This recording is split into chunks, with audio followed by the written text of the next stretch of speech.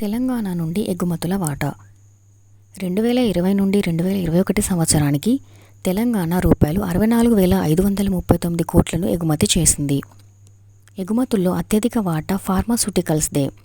ఇది తెలంగాణ నుండి దాదాపు 32% ఎగుమతులను అందిస్తుంది. దాని తర్వాత ఆర్గానిక్ కెమికల్స్ ఉన్నాయి. ఇది తెలంగాణ నుండి దాదాపు 30% ఎగుమతులను అందిస్తుంది. ఎలక్ట్రికల్ మిషనరీ ఎగుమతులలో 4.5% దోహదపడుతుంది. దాని తర్వాత ఉప్పు, సల్ఫర్ మరియు ప్లాస్టరింగ్ పదార్థాలు 4.5% ఉన్నాయి.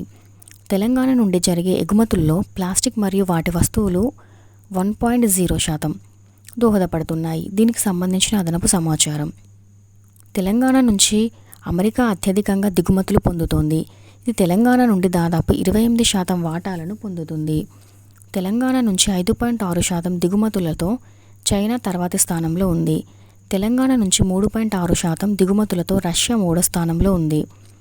యుఏఈ మరియు బంగ్లాదేశ్లు 3.5% చొప్పున 4వ, 5వ స్థానాల్లో నిలిచాయి.